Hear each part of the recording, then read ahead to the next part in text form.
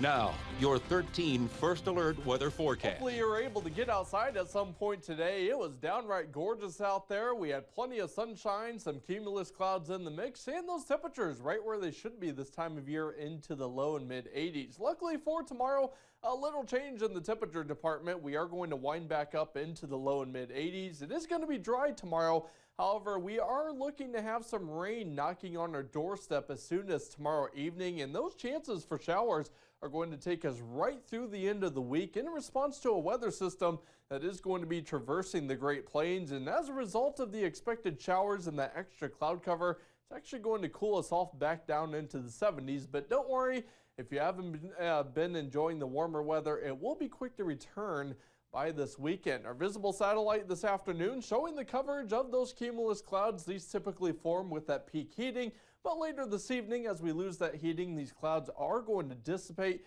And again, those temperatures across the Badger State, not bad at all. We've got those widespread into the low and mid 80s. Now at 83 in La Crosse, same case in Prairie du Chien, 84 from Wisconsin Rapids, and to Wausau, we're in the low 80s from Hayward into Rhinelander. Looking across the region, the air mass pretty uniform. We do have some cooler spots where there are some showers and storms, some extra clouds around. That's where those temperatures are down into the 70s. And as for those dew points, it really feels pretty decent out there here locally. We've got those hanging out right around 60, but notice off to our west, those dew points, yes, do start to climb back into the low and mid 60s. That's when that humidity does become a bit more noticeable. And the reason for this has to do with a stretched out area of high pressure that is strung out across the region. Notice behind it, we get into that return south and southeasterly flow. That's helping to usher in that low level moisture back from the south. And we're going to get into some of that ourselves as soon as tomorrow. So by tomorrow, you'll notice that humidity a bit more. Again, dew points into the low and mid 60s, and those are going to continue to hang out through the 60s right through the end of the work week.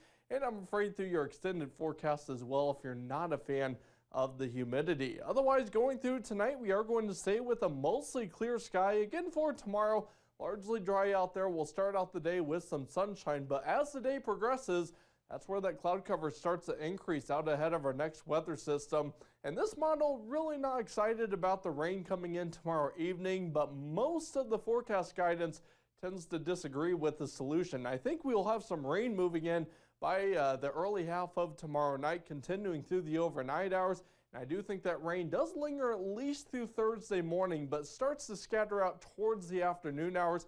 So not expecting a total washout, but you'll want to make sure to have the umbrella for any outdoor plans. Otherwise, for tonight, we do cool things down to around 59 degrees for that low.